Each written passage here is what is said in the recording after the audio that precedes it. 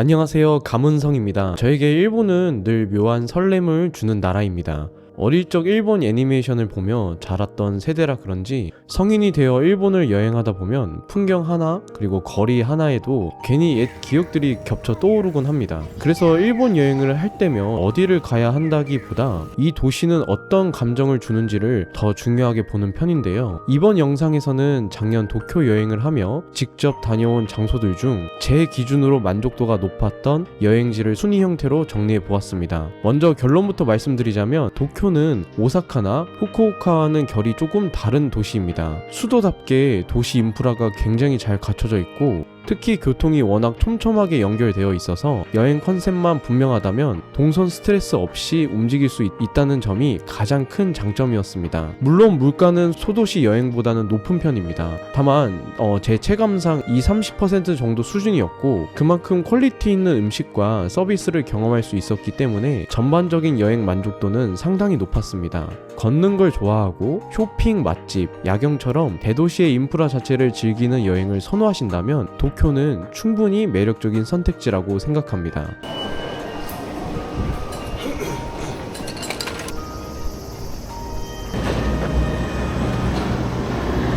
(5위는) 가마쿠라입니다. 가마쿠라는 이미 슬램덩크 애니메이션으로 유명한 도시입니다. 솔직히 말하면 바다, 철길, 그리고 에노시마 섬을 제외하면 관광지로서의 요소는 단순한 해안 소도시라고 생각이 듭니다. 그럼에도 불구하고 사람들이 이곳을 찾는 이유는 일본 어디에서도 쉽게 느낄 수 없는 낭만적인 분위기 때문이라고 생각하는데요. 가마쿠라를 간다면 에노시마 섬은 꼭 함께 묶어서 가시는 걸 추천드립니다. 에노시마는 애니메이션 속 배경처럼 보이는 골목과 상점들, 그리고 생각보다 조용한 분위기가 인상적인 곳인데요. 에노시마역에서 내려 섬으로 이어진 다리를 건너는 순간부터 가마쿠라 바다 풍경이 자연스럽게 펼쳐집니다. 에노시마를 가면서 좋은 포인트들이 있다면 다리 길이가 길지 않아 산책 코스로 딱 좋고 바닷바람을 맞으면서 걷기만 해도 여행 온 느낌이 확 납니다. 때문에 가마쿠라의 바다를 느끼며 도쿄 안에 소도시를 느끼는 걸 원하신다면 에노시마를 분명 잘 왔다고 생각할 만큼 매력적인 도시로 다가올 것입니다.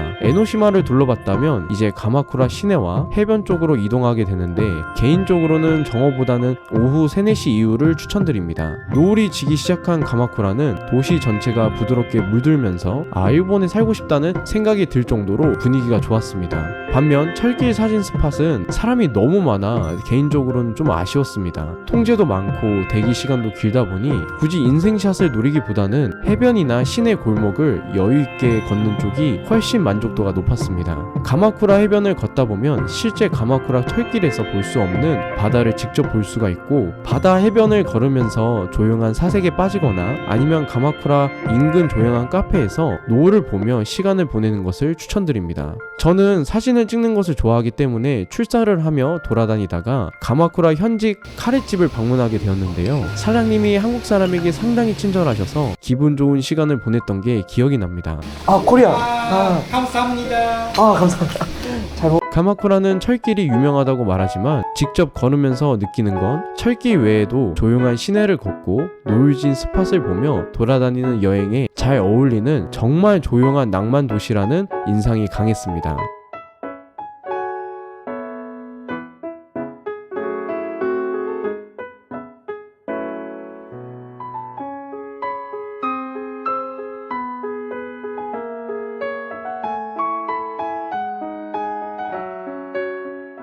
4위는 신주쿠입니다. 신주쿠는 처음 봤을 때 규모에서 한번 놀랐고 볼거리의 밀도에서 다시 한번 놀랐던 도시입니다. 솔직히 하루 만에 다 보기엔 욕심이라는 생각이 들 정도로 명소와 콘텐츠가 빽빽하게 모여 있었습니다. 때문에 신주쿠는 최소 1박 2일 일정을 권장하며 남성 기준인 저 또한 하루 만에 모든 명소를 다 즐기겠다는 생각이 박살날 만큼 걸으면서 정말 힘들었던 도시였습니다. 신주쿠는 낮과 밤의 분위기가 아예 다르며 특히 낮의 경우는 전망대를 가거나 쇼핑 등 다양한 즐길 수 있는 콘텐츠들이 많고 가부키조, 골든가이처럼 밤문화가 유명한 곳도 많지만 개인적으로 가장 인상 깊었던 곳은 영화 너의 이름은 실제의 배경지였습니다. 영화를 보지 않았더라도 노을 시간대에 방문하면 도시와 감정이 묘하게 겹치는 느낌을 받을 수 있는 장소입니다. 실제로 가보면 일본인보다 외국인 관광객이 더 많을 정도로 사진, 영상 촬영 명소로 잘 알려진 곳이기도 합니다.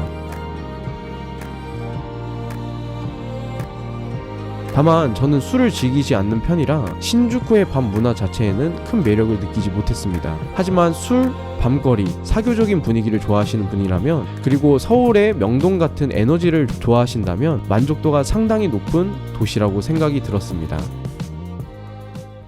3위는 이케부쿠로입니다. 이케부쿠로는 처음부터 관광을 목적으로 간 도시는 아니었습니다. 숙소비가 합리적이었고 도쿄 주요 지역과 접근성이 좋아 장기 숙박지로 선택한 곳이었는데 결과적으로 굉장히 만족스러웠습니다. 이곳은 애니메이션 문화가 진하게 느껴지는 도시입니다. 그래서 나는 애니를 좋아하는 게 아니라 그냥 봤던 거구나 라는 생각이 들 정도로 덕질 에너지가 정말 강했습니다. 복장에서 나오는 아우라부터가 제가 감히 애니를 좋아했다고 말할 수 없을 만큼 뿜어져 나왔으며, 오히려 평범한 옷을 입고 있는 제가 어색하게 느껴질 정도로 거리에 애니를 좋아하시는 분들이 꽤 많았던 도시였습니다. 그럼에도 탑3로 뽑은 이유는 도쿄 시내임에도 불구하고 물가가 비교적 합리적이고 숨겨진 맛집들이 굉장히 많았기 때문에 특히 기억에 남는 건 녹차 푸딩과 장어덮밥이었습니다. 하나만 만약에 고른다면 녹차 푸딩은 꼭 추천드리고 싶습니다. 이케부쿠로는 변화가와 주거 지역이 명확히 나누어져 있어 조금만 벗어나면 조용한 로컬 골목과 식당을 즐길 수 있는데요. 저는 이 도시를 가게 된다면 카메라 출사를 좋아하거나 아니면 조용한 카페 또는 맛집을 좋아하시는 분들에게는 애니를 좋아하지 않더라도 한 번은 꼭 가보시는 걸 추천드립니다. 개인적으로 이 도시는 라멘, 카레 등 로컬 음식점들을 들어가게 되면 동네 주민분들이 즐겨 먹는 음식들을 체험할 수 있었고, 제 생각이지만 오전에 출근하는 사람들이 많았기 때문에 출근 이후 상당히 조용한 도쿄 거리를 체험할 수 있는 도시라고 생각됩니다. 그래서 도쿄에서 저렴한 숙소 그리고 조용한 곳을 찾으신다면 이케부쿠로를 한번 고려해 보시는 것도 좋은 추천지가 아닐까 생각해 봅니다.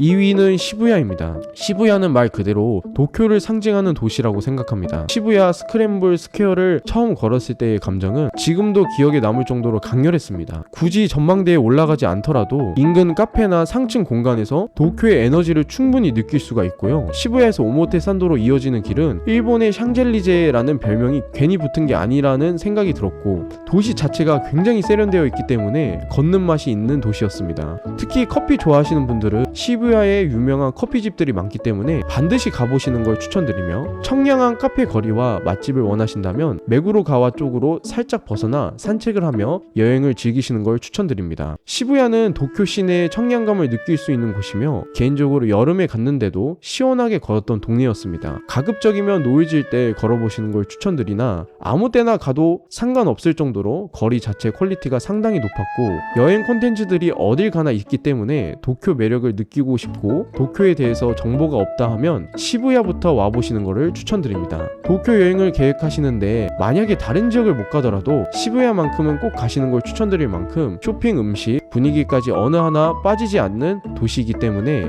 도쿄에 왔다면 시부야는 꼭 일정에 넣으시는 걸 추천드립니다.